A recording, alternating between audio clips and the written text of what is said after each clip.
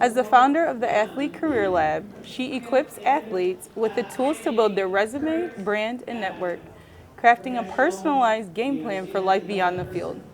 She currently serves as the Director of Player Development at the University of Arizona, and she also brings her unmatched energy and experience to student athletes in the NCAA, helping them discover their full identity and potential beyond sports.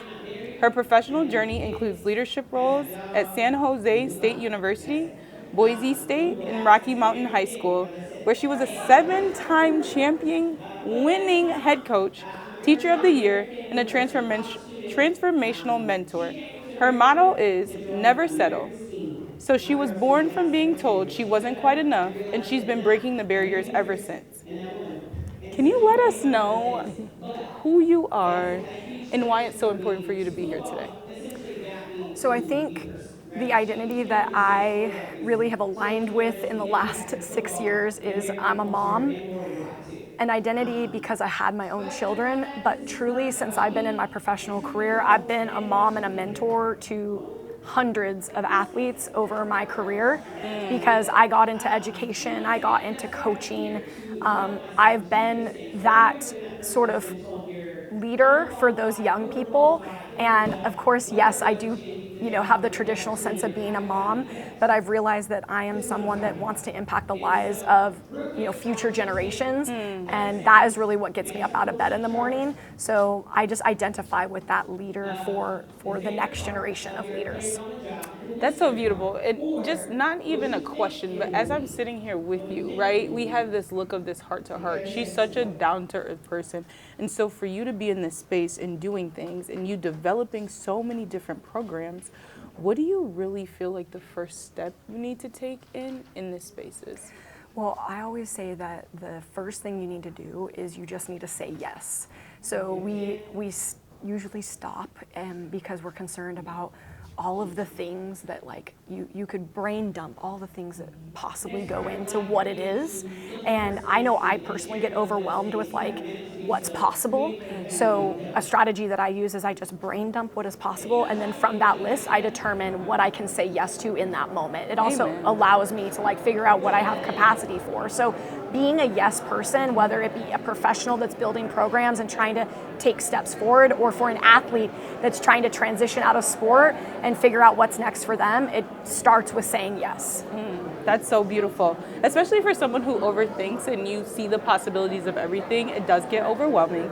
And so what really truly inspired you to create such an organization and help them brand themselves in the level of just career development? Yeah, over the years of working with athletes, I've been in athlete space for 25 years, particularly college for 12. Our athletes are overconsumed with how to do things. We watch TikTok videos, we go on YouTube to learn how to do it. We're in class at school learning how to do it. But it's just this oversaturated space. And I know for me, I get overwhelmed trying to search YouTube to learn how to do something. I'm like, I just need someone to tell me what to do, give me that game plan, so it's sort of this systematic check the box. I know that this is going to get me closer. Yep. And so that's really the reason why I created the Athlete Career Lab and my signature product, which is the Ultimate Game Plan. It's taking away all the extra noise, all the other things of this person says to do this, and my professor says to do that, and my mom says to do this, and just saying these are the most crucial, essential things. You can't think about all that other stuff until you get these essential things down. And this was just really about allowing athletes to not feel like they're spinning their wheels. Yep. It gives them a starting point. And you have to have a foundation, a starting point, to then feel like you have some confidence going into whatever's next. And so speaking about just all the noise, right? You had a lot of noise in your ear growing up, in your adolescence, or even now. Everyone telling you, oh, there's different programming, there's different things. What makes you different? So what do you really feel like drove that true resilience and that gut for you to be successful today?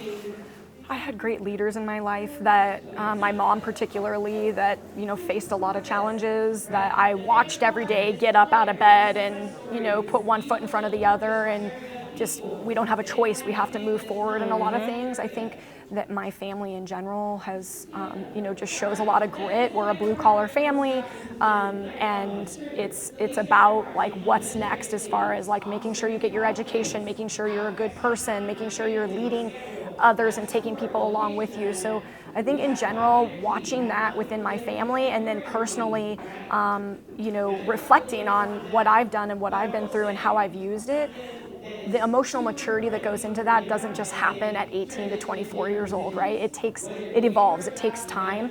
And so luckily in my growth of time and maturity, I can reflect back and be more intentional about understanding it then. But ultimately, I think it's important to embrace where we are, what we're doing, and what life experiences we've had, and not shun them or push them to a side, because the hardest things we go through in life, sometimes we think like we want to suppress and we don't want people to know about it. But to be honest, that can be your superpower, that can be your launching pad, and that can be the thing that moves you forward. And so I think I've been able to do that a lot in small pockets that's gotten me closer to where I want to be. And so, as we say, we're taking that step foot forward. What does the Beyond the Field podcast and just this entire platform mean to you?